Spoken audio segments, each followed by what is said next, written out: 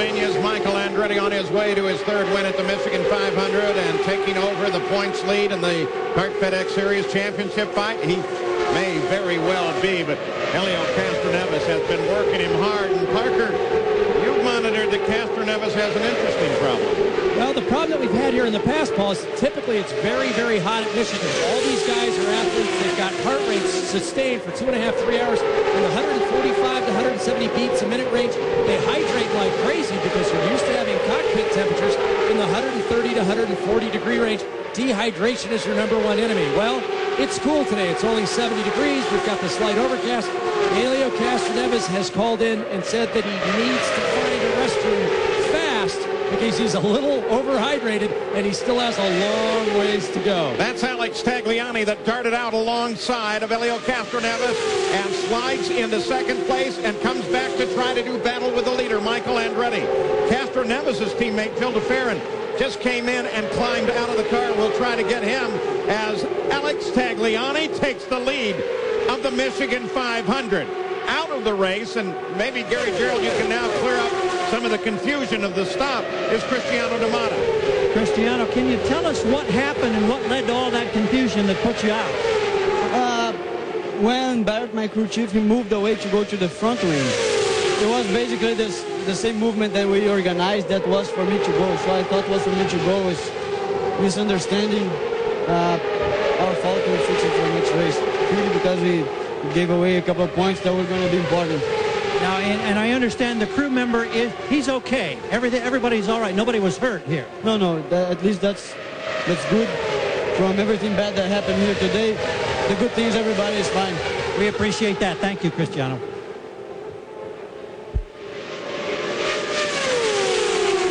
Michel Jourdain Jr., one of the Mercedes-powered cars in the pits. Remember, the team is Bentonhausen Motorsports. Their owner, Tony Bentonhausen, his wife, and some very close friends killed in an aircraft accident. Tony Bentonhausen's best finish, though, came here in the very first Michigan 500 in '81. Officially scored a second. Pancho Carter won it, but there are a lot of people here that think that Tony Bentonhausen may have in fact won that race. That was never scored for the race win.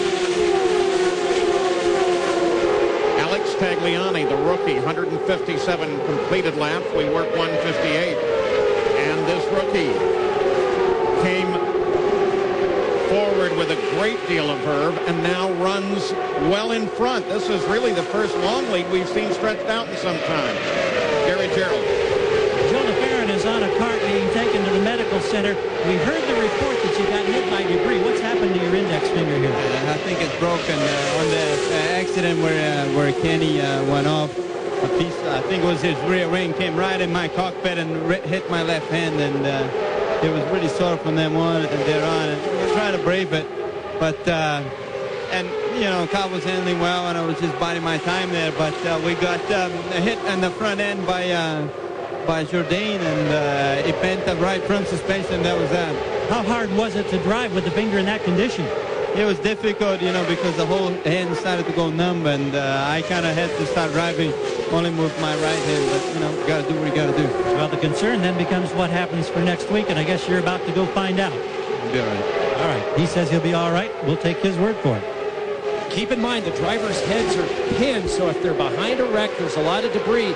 They have no ability to duck or to move from side to side. With these kinds of speeds, you can't make an abrupt movement with the steering wheel. I've seen half shafts, gearbox parts, pieces of engines flying, and you just close your eyes and hope that nothing hits you in a vital place. And I'm glad Gilles LeFerrin didn't have any serious injury in his finger.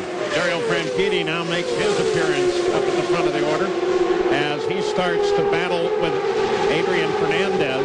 Franchitti currently 8th, moves down the back step. Had a test with Jaguar at Formula One this week. Yellow comes out. Yellow comes out.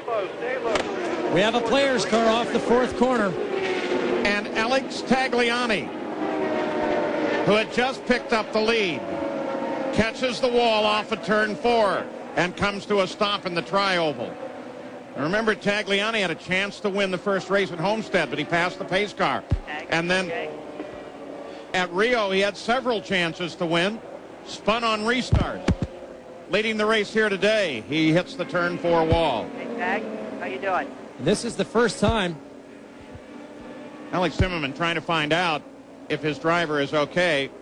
Tag has not yet answered him. There's what happened, Parker. Oh, did you big see hit. Castro Neves just missed the back of the car? Well, not Tag- just Castro Neves. That looked like Tracy that came through low there. That was very close. As he came off the last corner, Tagliani's car got away from him. The back end stepped out, rotated into the outside wall. Close called by the trailing drivers there. They were trying to radio Tagliani, make sure he was okay. Of course, the accident may in fact have damaged the radio system. That's a safety 2 truck from CART. Dr. Terry Trammell is the one straddling the car. A world-renowned orthopedic surgeon who cares not only for most of these drivers, but for many of the athletes. Here, Parker, here you go. Watch Tagliani. Watch the back of the car here. You're full throttle coming off this corner. You're focused on the outside wall, trying to let the car out. Watch Castro Neves here. He starts to go high, thinking that the car will continue to spin low. Just misses the right rear of Tag's car.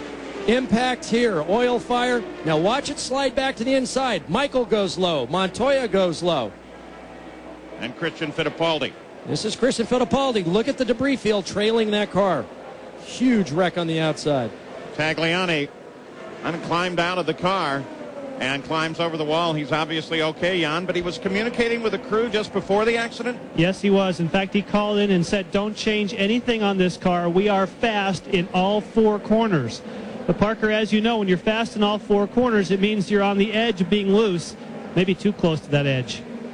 And that's the problem that we saw down in Rio, Jan, and this is really the first time since that race that he's come back to the forefront to lead.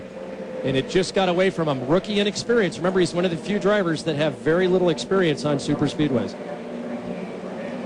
While his rookie year has been somewhat successful, that lack of experience has cost him greatly in at least 3 races now. So Castro Neves, under this caution, picks up the lead of the race. It's the 164th lap right now. Lined up behind Castro Neves, Michael Andretti, Montoya, Fittipaldi. Tracy, who had a very close call going down low on Tagliani as he came off of the wall. Don't forget, we've got that British Open wrap-up show presented by MasterCard coming up next on ABC Sports. Well, there's Helio Castroneves. Scored his first victory this year. Very likable young Brazilian. Like most of the Brazilians racing in the series, they actually call South Florida home. But I tell you, after an accident like that, if you're one of the following drivers, your first reaction is usually to hit the button, the radio push to talk button, and Call scream. us when you're coming into pit lane. Let's go to Gary Jarrell. Just got a quick eye contact with Rick Reineman, works the right front for Castro Neves. All the crew saw the big screen. They saw how close that was. He put his thumb and his forefinger about a quarter of an inch apart, and then he tapped on his heart as if to say, how close can you come? Now they spring into action. We've got triple pit action for you here now as the leaders all try to hit their marks. Castro Neves on the top, then Michael and Montoya. First, second. Montoya. It's going to be good for Montoya. And keep an eye on Pappas. He had a great stop down here at pit in. 8.6 for Montoya. What a great stop that is. And that gives him some vastly needed track position for when they come back. So with now yet another stop complete, we begin to move toward the final segments of the Michigan 500